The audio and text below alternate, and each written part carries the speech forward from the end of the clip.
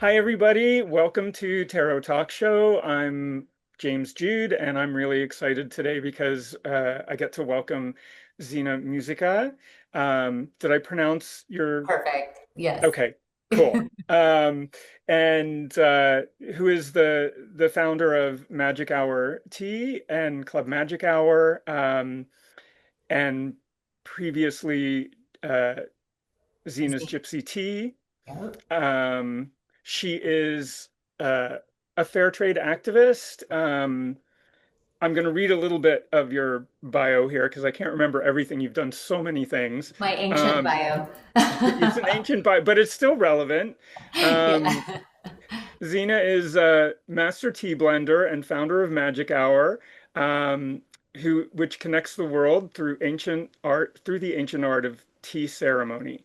With over 25 years of experience in the organic and fair trade tea industry, Xena is a pioneer and a leader in creating and sourcing high quality, ethically produced, and delicious teas, and I can attest to that. You're also a passionate herbalist, author, coach, and aromatherapist who draws from her Roma heritage, her travels, and her training in various healing modalities. She is the author of two books, Life by the Cup and Love in Detail. This is Life by the Cup. Um, and holds multiple certifications in coaching, Reiki, and conscious living. Zena's mission is to inspire and empower people to transform their lives through tea, herbs, and books. And I have to say, I read this book like over the course of the last couple of weeks, and it's incredibly inspiring um, without being preachy. And it's really, I mean, I love the structure of it because you have these different sections in each chapter. It opens with an inspiration and sort of an idea of how you created one of your tea blends. Um, and then uh, it has an anecdote that follows that, uh, a story from your life of how you built your company and how you started out. Um, and then there's sort of like a real world example, a bit of an illustration in action of what it is that you learned in your own life in the real world. And then there's an exercise at the end of each chapter, which I really love to help guide people um, through their own example of discovery. Um, the book wraps up, and I have to say there's so much more to your story. I feel like this book ends somewhere a while ago, Yeah, a long but time ago. yeah, but it ends with a host your own gypsy tea party and Yeah. recipes, which is really amazing. And I just really loved reading it and getting to know you even better Oh, through that book. Um, I am going to light my incense. I had it here, and I wonder if it's fallen to the ground. I'm going to nice. grab another one, but I want to get my ritual going so I'm gonna that light my candle and I'll get my incense going. yeah, and everybody else, if you have incense or a candle, please feel free. This is a good time to light it. This flame, I invoke the divine spark.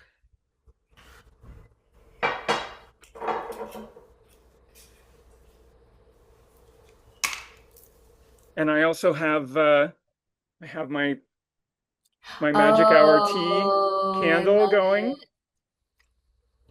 I actually have, I'm going through all my jars in my lab here to send to the candle maker. He cuts them and turns them into candles after, if you're not going to refill them. And I have millions of jars, so it's perfect. It's a great, well, I mean, and that aligns so much with your whole aesthetic of reusing, not wasting, um, empowering. Um, so I thought it would be nice. I want to let everybody know also that uh, Magic Hour, the website for Magic Hour is clubmagichour.com. And you can, that's right, right? Yes, yes. And you can sign, and I'll put that in the the notes too. But you can go to the website and sign up for a free tea ceremony on Mondays, Monday afternoons, and it's about a half an hour, and I've been in them, and it's a really wonderful way to just sort of break up your week and make uh, intention, slow down your life, take some time out for gratitude and intention and manifesting, and Zena guides it, and it's really quite a special thing that you offer. Yes, Um, thank you. so I thought it would be nice to have some tea. If you guys have any, that's great. If not, I have my I'm gonna sip the world with you, James. I I am going to sip the Emperor. Beautiful. So Zena has a line of teas. She has many lines of teas, but she has a line of tea that is tarot, Yeah, corresponding to the tarot. And yeah. one thing, I forgot to get one prop out here. So excuse me Here, I'm just while I gonna climb up pour. here.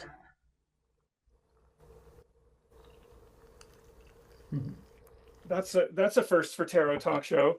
Um, so Magic Hour has a set of These are, tea. yeah, archetypes. Yeah, it's Yeah. not the whole deck, but we're working on our whole deck. Yeah.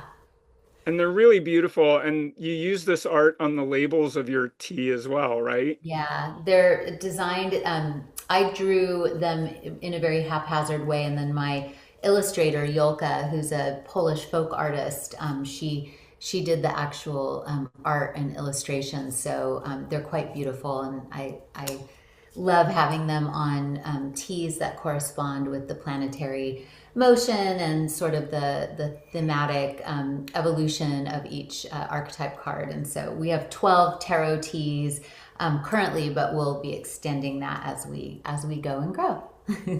And you also have a line of astrological teas Based and on elemental teas. astroherbology, yeah, and elemental earth, air, water, fire for alchemy. We this year's theme for our monthly box members is She Rises, teas of the divine feminine, and these are teas that are based on the divine feminine rising in all of us Mm. as we balance out the the world and the patriarchy and how that's been going not so great, and now we're and so I'm using the archetypes of the goddesses to really call out the archetypes in each of us to empower and to heal and to get into wholeness with our divine feminine. We all have it, so as you know, it's Mm, within all of us. Yeah, absolutely. yeah. You also have, and this is one that I'm a particular fan of, you have a line of angel teas. Yes. And this is one of my favorites. It's Angel 111 or 1111. Yeah. And I, whenever I open my space for readings, particularly at Tarot Arts, I have a tea kettle and I make, before I open my space to querents and clients, I have a ritual where I have this tea to help Beautiful. connect me to my angel guides and to open my third eye. It That's what has it's Egyptian for. blue lotus, Yeah, right? yep, yep. And it And that smells was the wonderful. intention behind it, is to open to miracles, to open to, the 10,000 petal lotus at the crown, to open to the divine messages and to really hear clearly so that you become, an oracle without editing and without any malevolent sort of overculture messaging coming at you.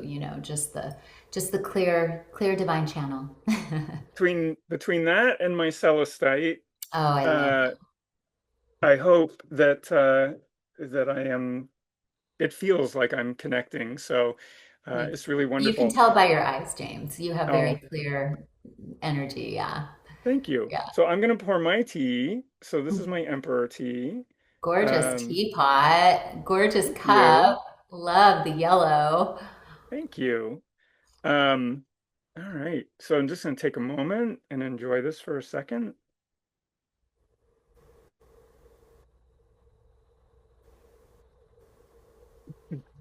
If I've learned anything from reading your book, it's about slowing down, Yeah. taking time, opening opening myself to unexpected generosity and unexpected um, what's the word I'm looking for? Opportunities, Mhm. especially where they don't seem to be present. Yeah.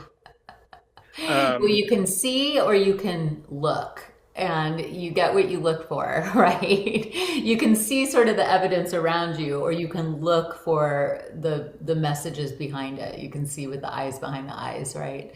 So, Absolutely. yeah. Absolutely. And one of the things I have to say this, I love tea and I'm a tea drinker, but I my morning tea is like an English tea and Yeah, it's milk and sugar yeah. and Classic. that's very classic. Yeah. But I like milk in my tea, but your teas are so clean um, that they don't really need anything. And you wrote about I'll start pulling cards here in a second, so I don't mean to Yeah. direct the whole conversation, but you were writing in the book about your process of developing flavors and how that came out of sort of your love for aromatherapy and Yeah. perfumes and creating Yeah. essential oils, Mhm. but how you develop the flavors um, using a base, a mid, and a high note, Yes. and the complexity of that, and how it really shines through. Um, Oh, there's so many interesting I just want to read the ingredients on this. So this is the Emperor yep. tea, and you can go on the website and look at all the teas. There's quite a few and the ingredients. I Um, stress create. well, you create beautiful And I joy things. create. Yeah. So this one is created with gunpowder green tea, organic cinnamon, organic ginger, ginger root, organic cardamom, organic cloves. My eyes are not so great. Organic orange peel, organic nutmeg, organic black peppercorn, organic chaga, Chaga and yeah. and organic lion's mane, and Uh-huh. organic reishi. Reishi, yeah. So that's for the emperor energy, as you know, in the tarot, is really about the divine masculine, and it's really about balance and having all four corners sort of in alignment. The for me, the divine masculine has been quite a journey to achieve within myself. And so each of those T's, I was really working on an inquiry within myself of how do I become comfortable with the masculine within me without feeling like that masculine has to be like the masculine I see out in the world, which is, there's a lot of divisiveness and war and conflict and, war for the sake of power, not for the sake of the well-being of all, or for light versus dark, or all of that. And so as I was thinking about making like a super strong chai, I was thinking what will fortify the elements of the divine masculine in all of us, and reishi relaxes stress so we don't become like rage baited, or we don't become angered. Lion's mane actually rebuilds your neural pathways. It actually helps rebuild brain cells, and it helps with focus. And I believe the divine masculine is the one that can hold a vision for a long period of time and build toward it. And then chaga is a fungus that grows on trees, and it in Siberia as well as Canada and the northern hemisphere, and it actually has been proven or shown to fight tumors and to boost immunity in a really powerful, powerful way. So it's very fortifying. So when I look at the emperor, I think about what do you need to balance that that deep stability that's needed in order to build a world that you want to live in. And so that was sort of my thinking behind that one. you've just you've just expressed one of the things that I found so incredible in reading the book, which is um, you talk about world building, that you're world building in each of the jars and each of the mixes that you do. What you just I mean, I read off a list of ingredients, right? And you read off a list of The purpose. qualities. Yeah, the purpose behind everything. Plant medicine, I mean, plants have evolved with us to help us, become super conscious. And so when I think about plants and these herbs and spices and all, I just can't help but be enamored with the fact that we are so beloved that we have access to all of these and we Mm. can drink them and commune with them and commune with the divine through them, through sipping them. It's really quite remarkable. It is, and I'm so happy that you've opened my eyes to it, and I know you're opening other people's eyes to it, and it's been a long process of growth and building, and it's Mm. still a bit of a slow burn to get the message out to so many people. I want to point out, and I'm shuffling the cards. I promise, I am going to start pulling them. But I want to point out that as I'm reading that, organic, organic, organic, organic, organic, and you were at the forefront of bringing organic into the mainstream, uh, particularly in the world of tea, but also just in the marketplace where it was at the time, which seems astonishing to me that Mm. in, the 90s and the early 2000s even, we're uh, organic, I guess maybe because I live in California, is not in the mainstream. Well, and back, the way that I described it, because I grew up in a farming community that used a lot of pesticides, fungicides, herbicides, and inputs.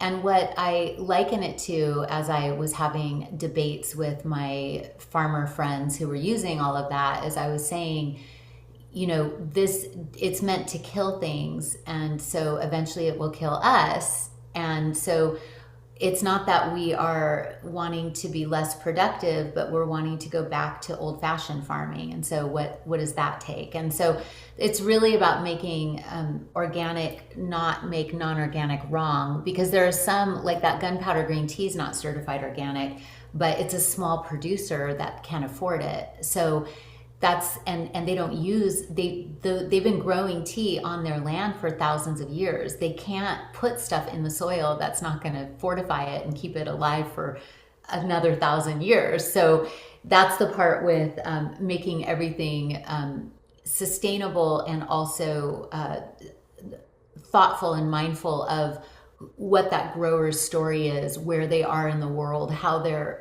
nurturing the soil to sustain it. And so not everything is certified organic, but I ensure everything is pure. That's an interesting distinction. Now, I could just keep talking to you, Yes, because let's there's pull so some many, cards. That's but what we're here for. I'm gonna trust the tarot, and The fun, yeah. it's gonna guide us. So let's see what our first card is. Cut the deck and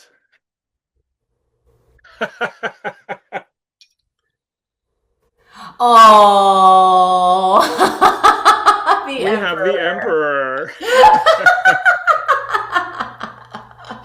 You're good. And I love that. It's funny too because the last couple of days I've been pulling cards for myself, and I'm revisiting your book and preparing for today, and I keep pulling, and I think about my my work and what I'm building, right, which is still pretty nascent, um and I keep pulling the Page of Wands. I pulled it Mm, yesterday, I pulled it again mm. today, and I keep thinking I'm not going to do it. It's like it's not going to come up again, and it flies out of the deck. So Oh. I keep getting follow cards all over the place. I think this is um, really poignant on a lot of levels in terms of like your story and how you interact uh, with different people. As I was reading, I'm just going to show you this. As I was reading, I was charting out cards that match different Oh, parts of your story. And wow. I'd love to see that when we have time together. Yeah. yeah, definitely, I'll show it to you. But one of the things this this brought to mind was um, there were two times in when I was reading the book where I cried, and one of them you talk quite a bit about your son's health in the book and how um, Sage's health issues at birth motivated you to build the empire that you have created. That it wasn't, you come from very humble beginnings, um, and your drive to ensure that Sage had access to healthcare and food and shelter um, was so much of what drove you. You had this love of tea, but it drove you into making it into a successful business. I That had is no emperor choice. energy. Yeah, I You had no had no choice. choice. But that's strategy. The That's strategies that interesting. you employed from Mm, mm, from going out, doing mm, sample mhm, sachets mhm, and your tea cart in the consignment shop in mhm. Ventura, all of that. Um, that was all strategy that's emperor. Yeah, that was resourcefulness, and yeah, it's interesting you say that because the I was a single mom at the time. His dad wasn't able to help financially, or and I had left, and so what I had to do in that instance that has emperor energy, and you're right, was to really tackle my fears and create a strategy around how to get Sage the care he needed and to become so reliable that his life was safe. And Mm. so yeah, I've just been reflecting on that because Sage is now 26 and he's doing so great. And I'm going out to see him in a couple weeks, but he works for me full time. And I get to see him on Zooms and I'm like, hey, Boogie Pants. He's like, Mom, you got to stop. You got to stop. But, and Sage also. But that divine young man and our soul contract was he was meant to grow me into this person I am, and that's really beautiful. So he also has emperor energy as he's Mm. growing into himself. So he's becoming that which he helped me become. That's beautiful. There's another, so one of the moments that I cried when I was reading the book was when you brought Sage to UCLA when I think he was 4 years old for an operation, 3.5, yeah. and the doctor said to you, "Get out. You're not allowed to wait here. Get out." And you were like, "No, no, I'm waiting. Get out." He forced you out, and Yeah. you Dr. wandered Churchill, around. he kicked me Yes, out. and you wandered around Westwood and you found a tea shop and there was a guy in there who served you matcha and he kept serving it to you and there was such a wisdom in him and he was one of the people that I wrote down the Six of Coins and the Emperor next to him Mm. because of the charitableness but the wisdom as well. And he was young, he was a college student, he was tall and lanky, not fully like, filled out. And he just had he had sweet fool energy, I would say, too, where he was just like, wow, something's wrong. I don't know what it is, but I'm just going to make sure she has lots of tea. Like there was just this real kindness and curiosity and innocence to it all. But yeah, that was very moving. The kindness of strangers in these harrowing moments, I think, is the lesson there as well. And And the Six of Coins for him, yeah. I mean, there's these little karmic points, right, in Mm. time where you don't know who's going to show up, but there are angels among us, and there's a thousand unseen helping hands just sort of to lift you along the way. It's giving you more faith and humanity in the moment. So, yeah, that's Oh, cool. I wanted to ask you, because you were talking about creating this line of teas right now to celebrate and invoke the divine feminine in all of us, Mhm. um, and talking about the patriarchy, which I would like to point out, patriarchy embodies toxic masculinity and Exactly. not Not the divine healthy. masculinity. Exactly. So, Exactly. can you talk a little bit about that aspect Absolutely. with the Absolutely. emperor? Absolutely. Oh, that's such a good question. So my first tea company was taken over by a group of investors, and I really liked them. I was exhausted. I needed rest. Like I needed help. I needed resources. I needed money. I liked who they were. I liked their points of view. After we got into the contract and they got the stock, I didn't have majority stock anymore. But I was fine with that. I didn't have control issues at that point. Sage was stabilized, things were cool. But then what happened was I started disagreeing with their direction of the company. And as soon as I started disagreeing, things turned very dark, Mm, very quick. And it went from this healthy balance between like a creative feminine founder who brought fair trade into Walmart and Kroger and Safeway and Super Value, my passion and my mission and my excitement to help mothers and all of that from my experience, that was so authentic and real. But then they needed to, of course, make bigger profits and they wanted to make money. And had they been in tune with their divine masculine, it would have been a collaborative union where my love and creativity and purpose and passion and direction and their support infrastructure and they could have limitations too, right? Your limitations make your sound is a quote in my book by Nora Jones.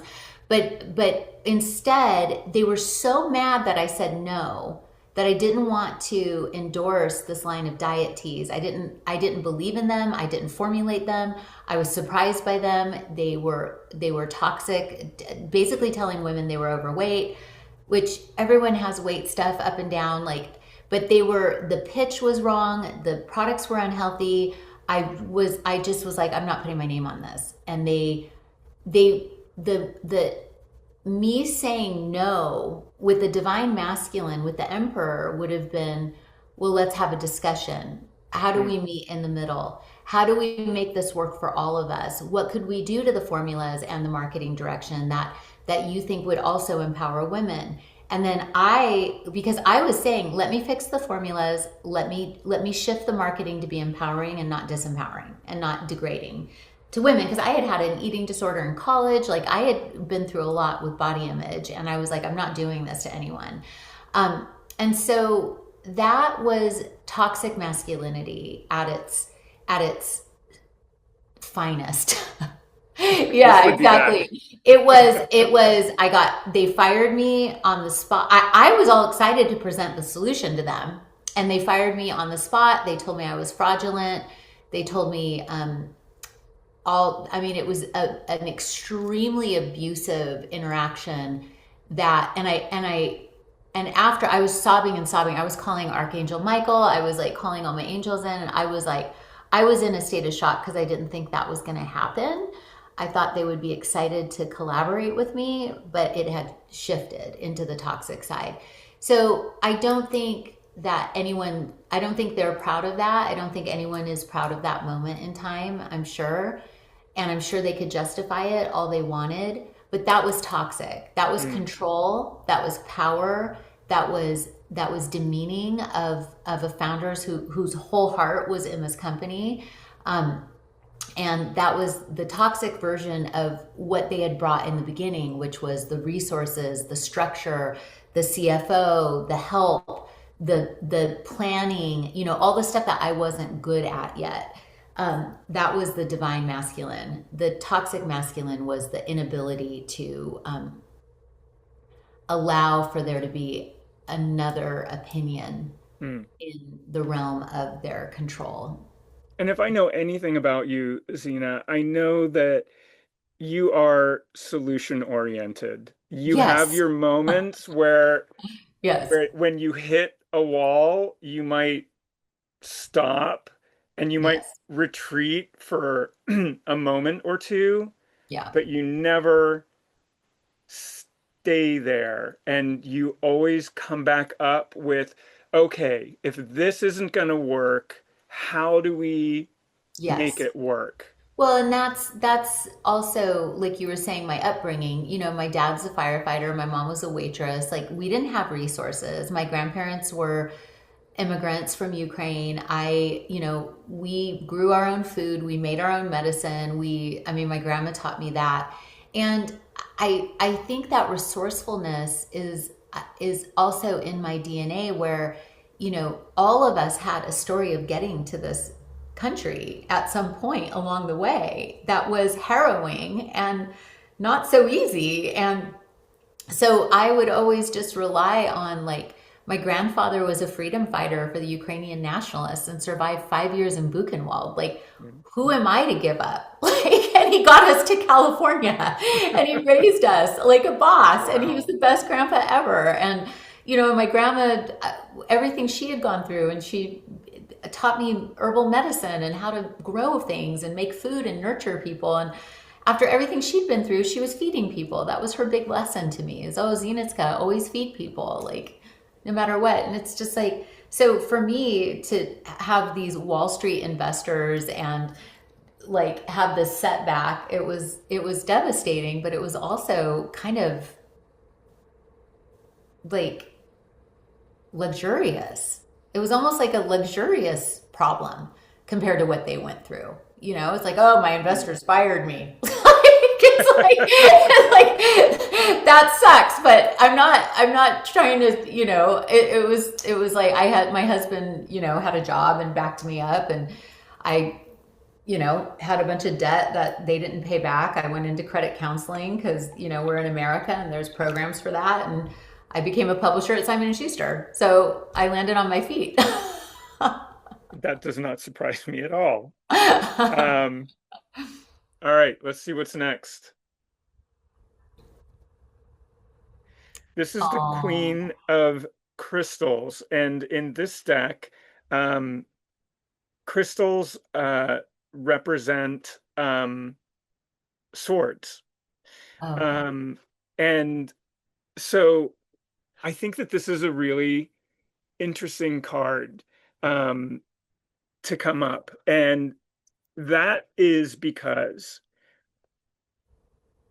swords can be troublesome, and a lot of people can take issue with the royal court of swords, right? Um, and a lot of people paint the queen as being sort of this icy, very no nonsense type of archetype. Mhm. But if you really get to know this archetype, there's no way that she can be that and nothing else, because the queens are water, elemental water, and water is emotion and it's spirit and relationships and love. And so everything that the Queen of Swords would do or communicate, or the style of that, may sometimes come across as uh, direct, right? Not coddling, but it all comes from a deep well of and spring of care. In service too. Yes. Yeah. Yeah. Um, can can you talk a little bit about, because your exterior is not Queen of Swords, right? But I'm sure What that would at you say my times exterior is, James? I feel like if I'm gonna paint you as a royal, I would say Queen of Wands. Okay. Like What, water of fire, full yeah. of direction and passion, but Yeah. also from that deep well and spring Well, of care. the Queen of Swords has been my um, having boundaries and having that sharp intellect. I just left a 20-year marriage, and I'll use this as an example. It was not easy. There were no villains. My former husband, my daughter's father, is so super lovely, and there was nothing wrong. Um, what I wanted to understand was we had gotten together when Sage was about 4, and I had grown up in this relationship, and I had started to feel like I was in a role I couldn't get out of. There was a dynamic I couldn't crack open because of the confines of this patterning of 20 years together and this. So he was the smart one the smart one who was able to manage the HR and the legal and the finance. I was the creative one. So I was the one that was relegated to coming up with new ideas and, oh, isn't she crazy? Look at that creative idea she just had. And, oh, look at this and that. And at a certain point, I realized I'd outgrown that role. I had grown a multi-million dollar business from $6 as a single mom. I had ended up as a spirituality publisher at Simon and Schuster after I got fired, and published 40 books on channeling and holistic wellness and psychic work and past life regressions and all this stuff. So I'm at Simon and Schuster, right? So then I start Magic Hour, and I did $2 million on accident my first year of business.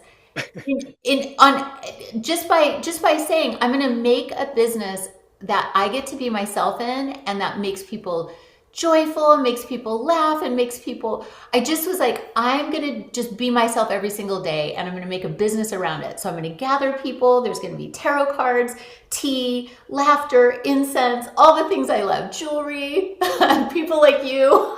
It's just like we're going to be like awesome. It's going to be like the weird tea club. I love it. And then it was like. And then it was like, oh, isn't she creative? Oh, da da da da da. So at the time, my husband got involved at like year 3. We were at like $5.5 million. I mean, how did I do that? I built out a factory. I freaking wildfire just built as I went, and I thought this is a fluke. It's gonna end, but it's gonna be super fun while we do it. Because now I have pallet racking and a forklift, and now I have this, and I did everything faster than I did Gypsy Tea because I knew the steps. I built it before, had it taken from me. And then when I did it again, I was like, okay, this time I'm not going to go into grocery stores. I'm not going to be in distributors. I'm not going to do anything that, like, nothing I don't want to do. I'm just going to deal with people I love all day, every day, like my customers, right? Direct to customer, no middlemen, nothing. And in that process, I began, when Gerard got back involved, he jumped in to help because I was like, oh no, I hit a wall where I was like, I don't know what I'm doing now. I knew exactly what I was doing. I didn't want to take responsibility for knowing what I was doing. I didn't want to be a strong woman. I wanted to be a weekend trad wife that made, meatloaf and sat on the couch and wore ruffled dresses. Like, part of me did not want to be the strong, powerful queen of crystals or queen of swords. I wanted to be soft and cozy and sweet. And when I left the marriage, I got to a point where I just didn't know how to be all the things in that projection of what I was, So I cut it. I just took my sword and I just hacked and slashed through the entire thing. And I had to give up everything. I gave up my home. I gave up my assets. I gave up the retirement. I gave up everything just to keep my company. And that just happened. And it's final. It was final on February 9th or 8th, oddly, like that recent. But that was the Queen of Swords. And she has to not only know who she is and stand for it, take responsibility for her power. She has to identify her power and then not try to hand it to somebody else who tells you you don't know what you're doing with HR and legal. Because it turns out I know how to read contracts. It turns out I know how to run the books better than any, like, I have a CFO who, we're running the books, like, we know what we're doing, our projections are clear, our, it's like all those things I didn't want to take responsibility for being is that card. Mm. And now I'm in it, and I'm telling you, I'm way less cuddly cozy, but but I can be cuddly cozy because I'm not running from my power anymore. So when I am cuddly and cozy, I am doing so with full awareness that that is the role I want to be in that moment. And the next day I'm going to have to balance my profit and loss statement. And you know, it's just the way it is. So it's multifaceted. It makes complete and utter sense. And you reminded me as you're speaking that the Queen of Swords is air, so it's intellect and it's Yeah. ideas and thought and reason. It's also law and contracts and legal And I types thought, of I things. was convinced I didn't know how to do any of that. And I can, and I do. I'm And not surprised. yeah, and I got through my divorce with my lawyer was this 75-year-old woman who was like, "You're a badass." And I was like, "Yeah, I am." I was like, "You're a badass." Like we were just like, and we had this litigious, gnarly lawyer on the other side that was just a tacky. He was toxic masculine. But at the same time, I stood up to it, and I got to do a redo of getting fired from my first company. Mm. I got to stand in my power in that mediation room and say, no, my company is off limits. What else do you got? Like, I got to say, absolutely not. I'm keeping this. This is my creation. I made it. And so that I think I think that was her too. I got to say, fine, you keep the house, you do all that. I'll take on all the risk. And I don't know. It's like, I feel like I took on all the risk, but I feel like the Queen of Swords is on my side. I've always had a great deal of reverence for the Queen of Swords and respect, but you everything that you've just shared with us gives me a new level of insight and respect and understanding of this We archetype. It's we just don't really want to deepened it. always, yeah, we don't want to always be the strong one. Sometimes I just want to wear an apron and, like I said, make meatloaf. Like I don't want Well, I want to come over and cook with you one day. to. Do come over and cook. You can hang out with my very large cats. Oh, I You. would love that. I would love that. We were sharing pictures of our cats Oh yesterday, my so. God, we have the best cats, don't we? Um, all right, let's see what's next. The King of Wands. Now that's Oh, interesting, huh. isn't it? So Hmm. far, we're getting a lot of, although the Emperor is a greater Arcana card, it is still within the context of royalty, right? And we're getting a lot of royals. And I think it's interesting you know, um, where I talk a little bit about the the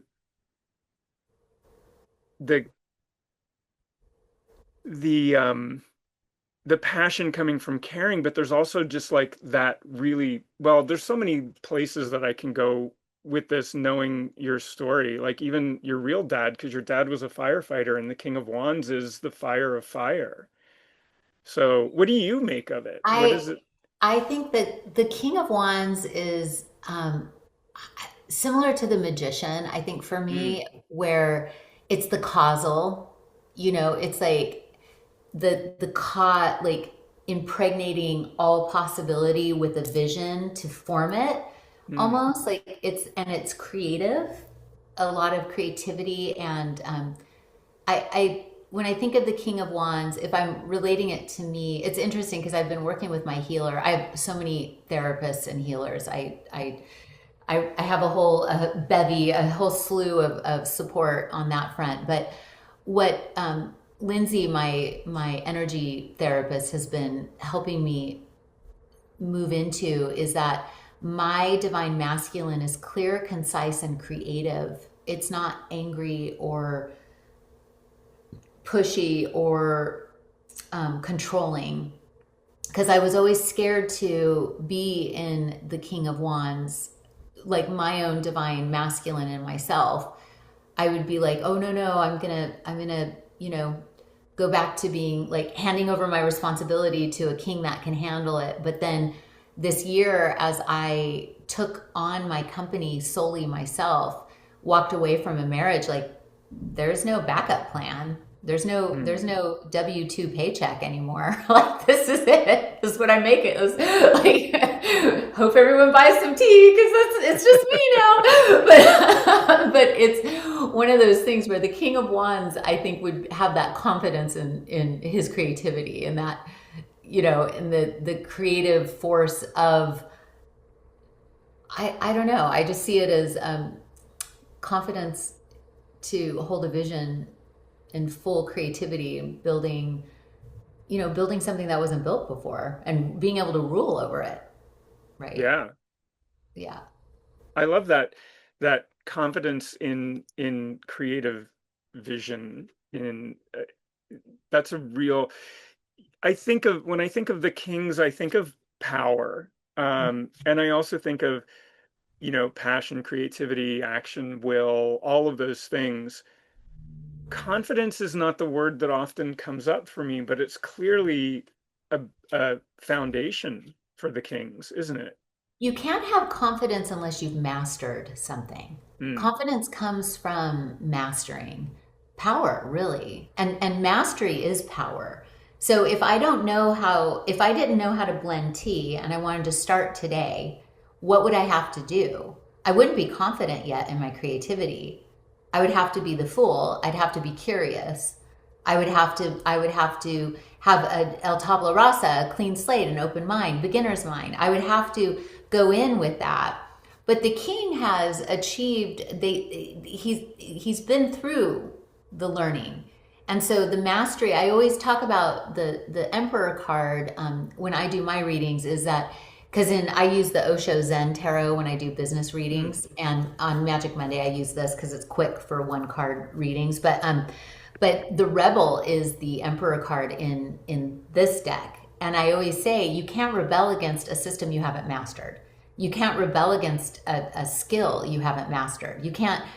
Picasso had to learn how to use a paintbrush Right. to then break open the world and show what was possible. He could rebel against the classics only from mastering the actual tools. So that's how I see it. Yeah. That's amazing. I love that. I love what you talk about with Picasso because it's so true. I remember the first time I ever saw early Picasso work and I was like, "Oh, he knows how to paint." He can do that Um, too. Yeah. this card was sort of like jumping out here. What a lovely Oh, what a lovely card to pull here. Not yeah. only for the promise of a new dawn, right? When I We're in it. we're in it, you're in it Hmm. personally, we're in it as a world, right? But it's that it's that promise and hope, but I also love I love the the artwork on that one. Yeah. The star. So but the beautiful. but the what you work with, water. What were you Yeah. telling me yesterday about water? You were saying Yeah. how picky you are Yeah. about it. Yeah.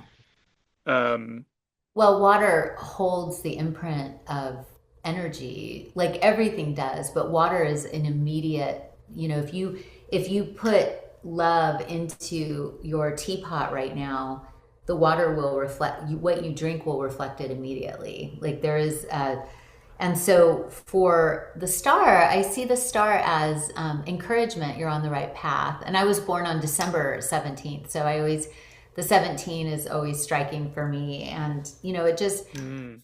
for me with the star, I don't know. I had a reading not that long ago, and the star they made somehow negative, and I just couldn't get into this reading. I just was like, no, the star is optimistic to me. The star is keep going. Your path is lit. There's illumination. You're not only are you guided by a guiding star, your north star.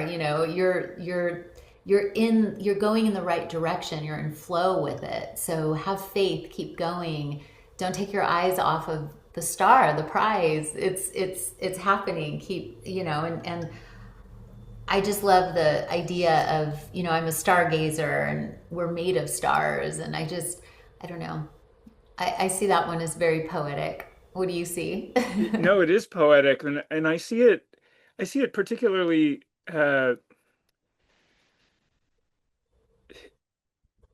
in a particularly relevant light for you and where you are in your life right now. If you think about also where the star is in the Arcana, it follows the tower.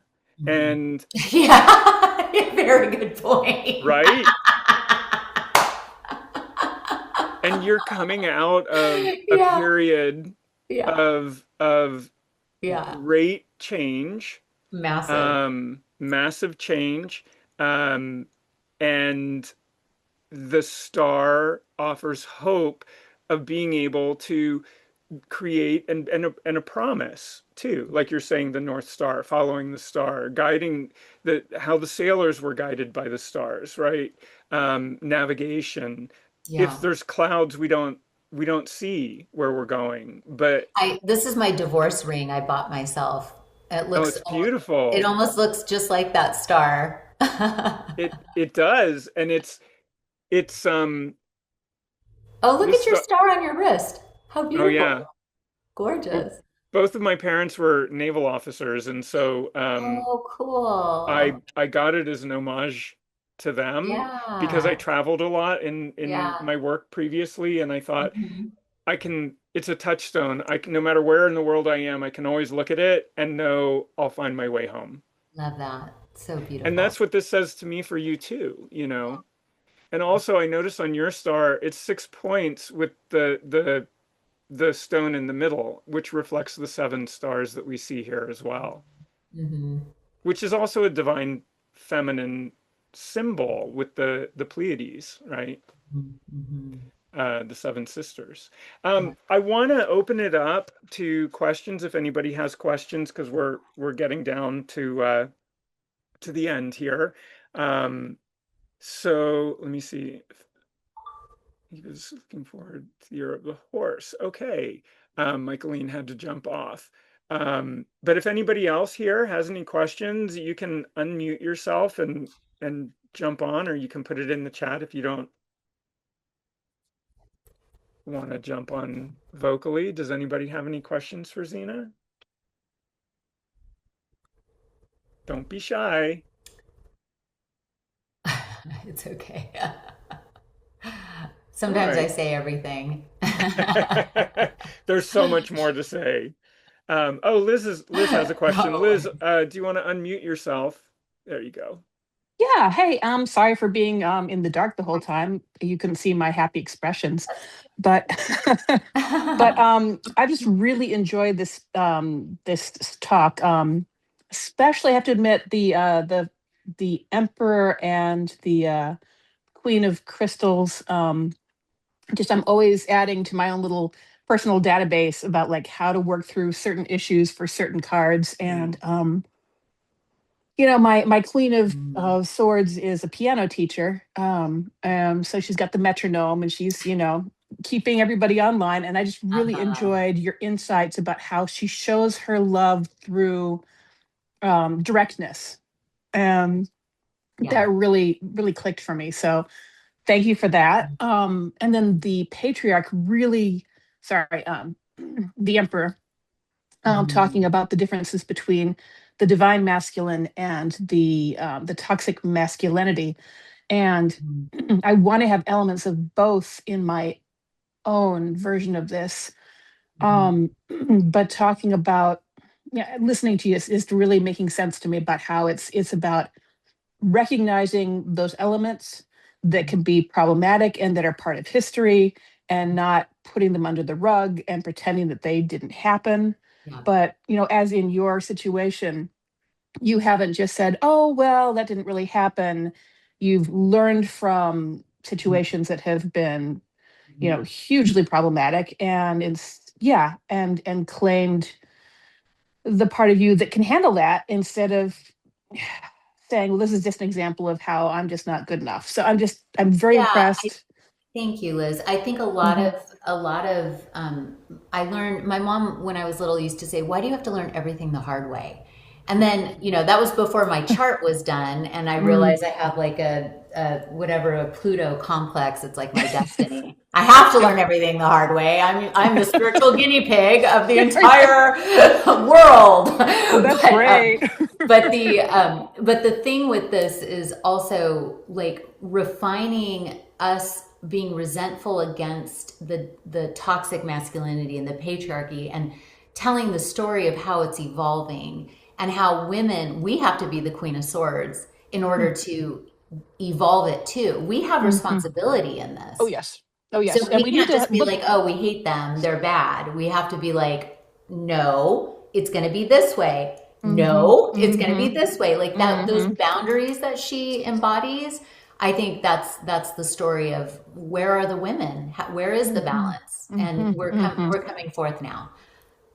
And Yeah. also to remind ourselves and each other that, working on this toxicity is beneficial to everyone, and 100%. that this and we are not and we really need to make sure that the men in our lives know that we That we you know love them. we love them. We Yeah. recognize there are all these great things about being them, because it's Yeah. it's often turned into this either or, and Yeah. No, that doesn't duality help is anyone. gone. Mhm, Duality mhm, is over.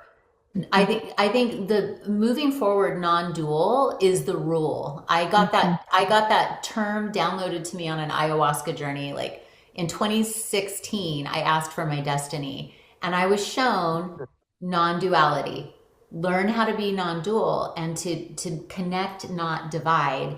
And then it also mhm, said not to control but to serve. mhm, So mhm, mhm. so this is, I think, how we heal. Because I have toxic femininity in me too sometimes. I have Sure. toxic masculinity in me too sometimes. It's which Mhm, wolf are you feeding, right? mhm, mhm. And that's where if we all take 100% responsibility for all of our stuff, we have to own all of it. And then And it's a yeah, lot easier to guide others, because you're well, not saying, "Oh, don't look at me. I'm the love and light show. You're the mhm, bad mhm. one." Right, right, right. Yeah. And recognizing when we're trying to claim a problem that's not really ours. I mean, because that's also the other, it's like all or nothing. It's either I'm all bad or I'm all good. It's like, no, no, there's nuances, and We're that's all of important. it. Well, thank you for this. Also, I feel like this is another way that we can empower the people in our lives who are um, non-gender binary, and A remind hundred them that percent. they are helping us 100%. to think in a way that is crucial for A our, hundred percent.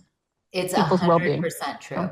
mhm, My daughter came in the world gay, and told me very early on, and did not want to have any of the rules put on her. And I've gotten to see my very conservative parents grow so much mhm, by mhm, her example and her mhm. courage and bravery, and just that Yes. yummy collaborative energy that they've finally come to. And my parents Mhm. are better people for it, and Yeah. she is stronger for it. So Mhm, I think a thousand mhm, percent we're in all the right places right now. Yeah. mm, mm. Liz, thank you so Thanks. much for sharing all of that and for all of your comments. I Mm. appreciate that too.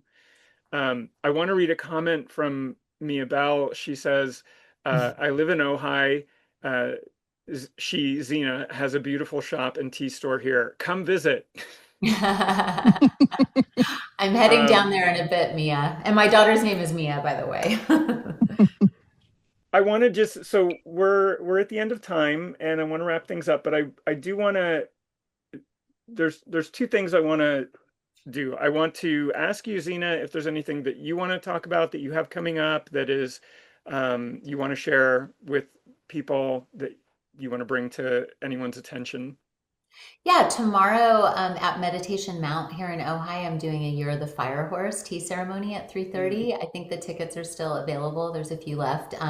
So if anybody wants to come up there, Meditation Mount is a remarkable place. It's a world peace garden, and the energy there is so soothing. It's really part of the reason why Magic Hour is called Magic Hour. And then there will be a sunset viewing after. So if anybody wants to come and sit and have tea and watch the sunset over our beautiful valley, I think it's a really good time. And tomorrow's 222. So it's a really nice soulmate energy as well. If you're looking for a soulmate, maybe you'll find them there. And where can people go to see what things you have coming up like that? Is Oh, there clubmagichour.com. The event calendar is going to get updated. I keep saying that, but I'm traveling me so much too? in March. Yeah, it's I'm traveling to China twice in April and May. I have a big schedule. But clubmagichour.com, the events page, and Magic Mondays are every Monday for the most part, unless I'm on a plane. And then we have the monthly Magic box is the Teas of the Divine Feminine this year, and those classes. I teach classes that go along with those. So if they sign up, they get automatically brought into the teaching platform, and they get to have access to the classes and all of that. Oh, very cool. And I encourage people to if you're able to travel to Ojai to go. Magic Hour has an incredible showroom Tea and salon, tea. lounge. Yep. Yeah. We have tarot readings every Friday and Saturday. We've got Clarissa is in there, and she's a fantastic reader. And yeah, we love it. And James, we should have you come up and do readings Oh, sometime. I would love That to. Thank we you. should do like a tarot festival. The place is huge. It's like a mall of tea, and we just got our champagne license. So if anybody, when we do afternoon tea, you can now order a biodynamic glass of champagne. Because I'm a Sagittarius and I couldn't help Nice. it. But yeah, it's really cool, and we have live music, and we have on Resi, which is a reservation software. You can book afternoon tea, and each month it's around the full moon. But next month it'll be around spring equinox. Then we have it around the Easter holidays. Then Mother's Day. Then June will be the solstice. So we have afternoon tea for long weekends. And my chef is a brilliant, incredible chef, and he infuses everything with tea and so much love. So it's really phenomenal. Well, I'm going to come up there for one of those for sure. And Please, let's do a um, tarot festival thing. Let's do something fun. I just let's love sitting around reading people's cards. I do it all the I get paid to do it at like the Ritz-Carlton now. So it's nice. like I I know, feel I like do I'm too. playing hooky. I love it too. When I was in London last year and I was sitting in a bar waiting for some friends to come and I had my cards out and this woman came over and she's like, "Tell me tell me about my love life." She didn't ask. She was just like, "Tell me about my love life." And I'm like, "Okay, why not?" You know? So I did a reading for her and it turned out she was the bar manager and she goes, "Thanks so much. The drinks are on the house." I was like, Aw, "Oh, that's nice." That's awesome. an example of like giving without expecting and getting what the Yeah, universe returns. I absolutely. do also want to mention that we're currently sort of figuring out the details, but Xena and and Magic Hour Tea are going to have a presence at the 2026 Tarot Festival of Tarot in Los Angeles at the Philosophical Research Society, where I think we're going to do some kind of a tea ceremony, and more details will be coming out about that. These are the cards that we pulled for today. Cool. Um, I need to get those. What are they called? the deck. This is the Dreamy Moons Tarot Oh, cool. Yeah, by, I know Anna. Annie, yeah. yeah, Yeah. yeah. It's Cool. really beautiful. It is Um, beautiful. so Zena, thank you so much for I know you're Oh, busy, and my I pleasure. appreciate you taking the time to spend here with Tarot Talk Show, Thank and you. I look Thank you. forward to seeing you soon. Okay, see you soon. Bye, you All guys. right. Thanks so much. Bye. Bye. Thank